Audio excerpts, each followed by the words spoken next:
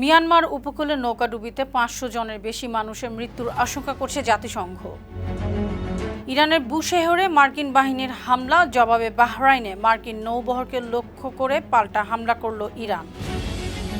যুক্তরাষ্ট্রের চেয়ে চীনের প্রতি মানুষের ইতিবাচক মনোভাব বেড়েছে, আস্থাও বেড়েছে চীনা প্রেসিডেন্টের প্রতি, কমেছে মার্কিন প্রেসিডেন্টের ওপর।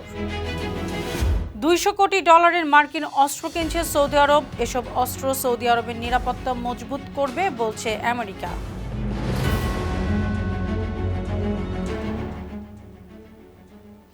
শুনছিলেন সংবাদ শিরোনাম। সবাইকে স্বাগত জানাচ্ছি বিশ্বজুড়ে প্রতিদিনে বিশ্বের বিভিন্ন প্রান্তের সবশেষ তথ্য জানাতে আপনাদের সঙ্গে আছে আমি অনন্যা চৈতি। মিয়ানমারের উপকূলে দুটি নৌকাডুবির ঘটনায় ৫০০ জনের বেশি মানুষের মৃত্যু হয়েছে বলে ধারণা করছে জাতিসংঘ।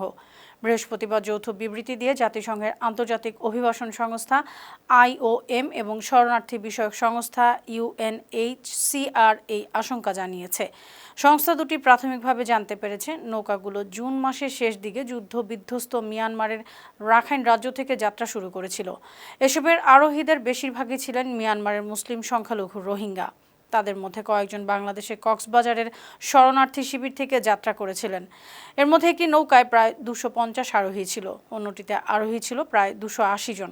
ধারণা করা হচ্ছে দ্বিতীয় নৌকাটি গেল 8 জুলাই মিয়ানমারের ইরাবতী উপকূলে ডুবে গেছে।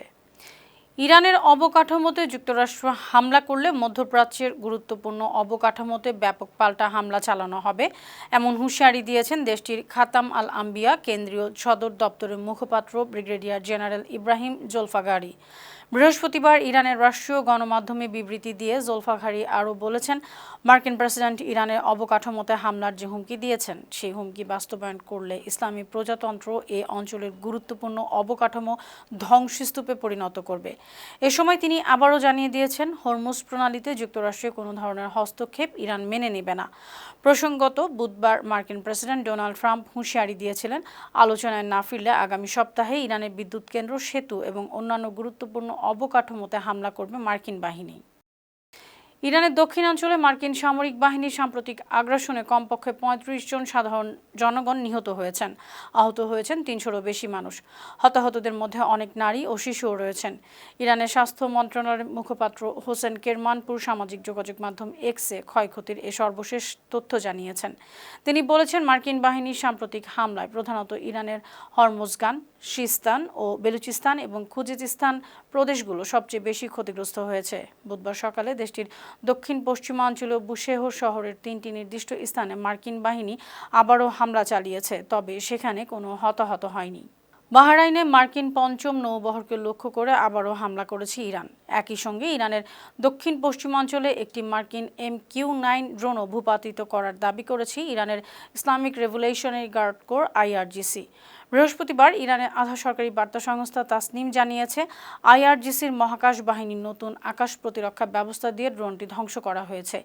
এদিকে ইরাকের কুর্দিস্তান অঞ্চলের নিরাপত্তা বাহিনী জানিয়েছে, মার্কিন নেতৃত্বাধীন জোট এরবিলের আকাশে বিস্ফোরক বোঝাই 8টি ড্রোন ভূপাতিত করেছে। উত্তরাঞ্চলীয় এ শহরেই মার্কিন কনসুলেট ও জোট বাহিনীর গুরুত্বপূর্ণ স্থাপনা আছে।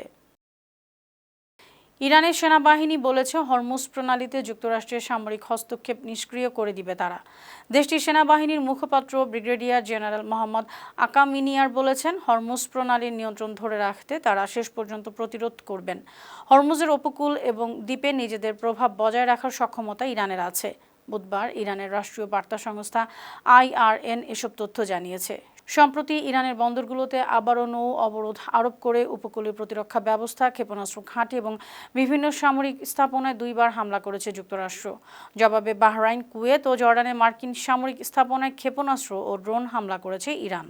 সমঝোতা স্মারক অনুযায়ী যুক্তরাষ্ট্র ও ইরানকে আবারও আলোচনার টেবিলে ফিরিয়ে আনতে তার কূটনৈতিক তৎপরতা ও চাপ অব্যাহত রাখবে পাকিস্তান। পাকিস্তানের পররাষ্ট্র মন্ত্রণালয়ের মুখপাত্র তাহির আন্দাবি ইসলামাবাদে সাংবাদিকদের একথা জানিয়েছেন।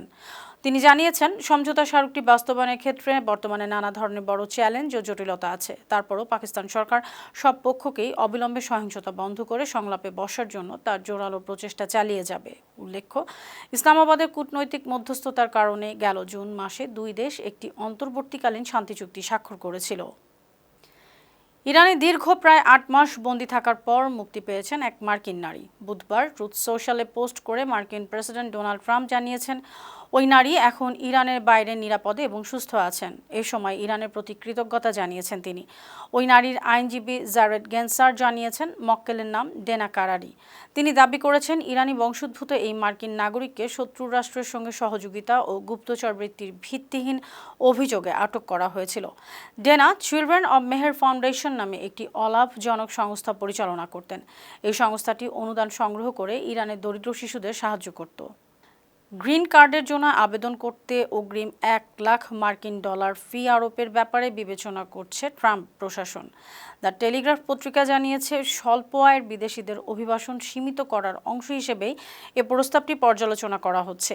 পরিকল্পনা সম্পর্কে জানেন এমন কয়েকজন ওয়াল স্ট্রিট জার্নালকে বলেছেন, শুরুতে কয়েকটি দেশে পরীক্ষামূলকভাবে এই নীতি চালু করা হতে পারে। ব্যক্তিভেদে এর পরিমাণ ভিন্ন হতে পারে। পরে তারা যুক্তরাষ্ট্রের নাগরিকত্ব পেলে এই অর্থ ফেরত দেওয়া হবে। কোনো গ্রিন কার্ডধারী যুক্তরাষ্ট্রের আর্থিক চাহিদা পূরণে অক্ষম হলে মার্কিন সরকারকে যাতে ভর্তুকি না দিতে হয়, এ কারণেই এই ফি আরোপ করা হবে। সৌদি আরবের কাছে প্রায় $200 কোটি অ্যাডভান্সড প্রিসিশন কিল ওয়েপন সিস্টেমস বিক্রি করবে আমেরিকা। মার্কিন পররাষ্ট্র দপ্তর বুধবার জানিয়েছে, সৌদি সরকার আমেরিকার কাছ থেকে 10,000 APKWS-2 এয়ার টু এয়ার এবং 10,000 air to ground guidance section কিনতে চেয়েছে। এসব অস্ত্র বিক্রি যুক্তরাষ্ট্রের পররাষ্ট্র নীতি ও জাতীয় নিরাপত্তার স্বার্থে সহায়ক।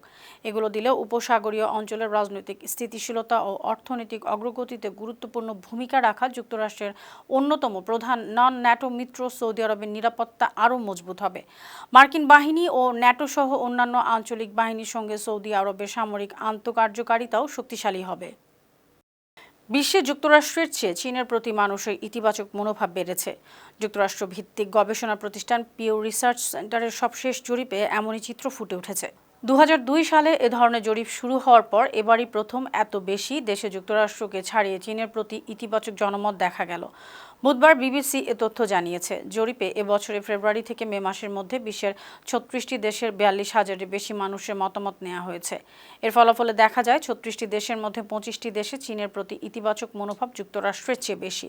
বিশেষ করে স্পেন, ইতালি, গ্রিস, কানাডা ও ইন্দোনেশিয়ায় চীনের প্রতি সমর্থন উল্লেখযোগ্যভাবে বেড়েছে।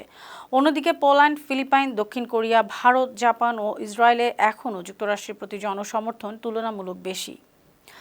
অন্যদিকে যুক্তরাষ্ট্র ভিত্তিক গবেষণা প্রতিষ্ঠান পিউ রিসার্চ সেন্টারের জরিপে চীনের প্রেসিডেন্ট শি জিনপিং ও মার্কিন প্রেসিডেন্ট ডোনাল্ড ট্রাম্পের প্রতি মানুষের আস্থার বিষয়টিও যাচাই করা হয়। এতে জানা গেছে, অধিকাংশ দেশে শি জিনপিং ট্রাম্পের চেয়ে বেশি সমর্থন পেয়েছেন।